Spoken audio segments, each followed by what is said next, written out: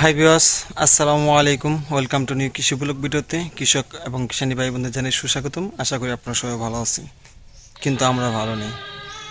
কারণ আমাদের এলাকার যত পেঁপে বাগান আছে, সব পেঁপে বাগান অতিরিক্ত বৃষ্টির কারণে, মাটিগুলো নরম হওয়ার কারণে প্রত্যেকটা গাছ পড়ে গেছে।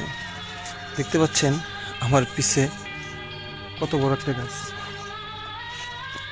দেখতে পাচ্ছেন কত বড় গাছ পড়ে রয়েছে। এরকম করে অসংখ্য গাছ ভেঙে পড়ে রয়েছে।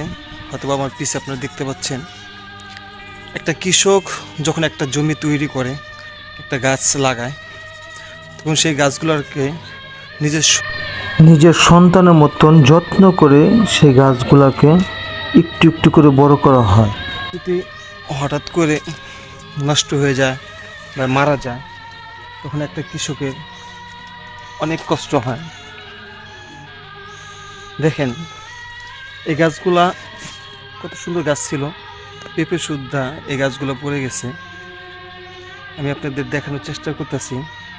দেখেন কত গাছ, আমার পিছে অসংখ্য গাছ পড়ে রয়েছে। দেখেন অসংখ্য গাছ পড়ে রয়েছে। দেখেন ভিউয়ার্স, এই যে আমার পিছে যে গাছটা আছে, গাছটা একদম একদম গোড়া থেকে উপর পর্যন্ত পেঁপে। এই গাছগুলো যদি এখন পড়ে যায়, একটা কৃষকের কতটা কষ্ট হয়। দেখেন সম্পূর্ণ গাছগুলো, এই যে আমার পিছে গাছগুলো দেখতে পাচ্ছেন, এই যে একটা গাছ কত পেঁপে ধরছে। এই যে গাছগুলা একদম নিচে থেকে উপর পর্যন্ত পেঁপে।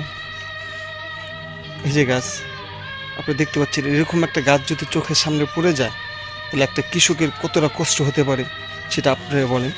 তো আপনাদের শুধু একটা কথা বলবো, আমাদের এলাকার প্রত্যেকটা কৃষক এখন অনেক কষ্টে আছে।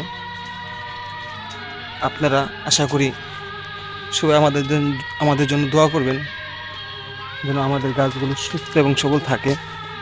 এই গাছগুলো যেন বৃষ্টি বাদলে আর যদি কোনো ক্ষয়ক্ষতি না হয়, সেই দোয়া করতে বলবো।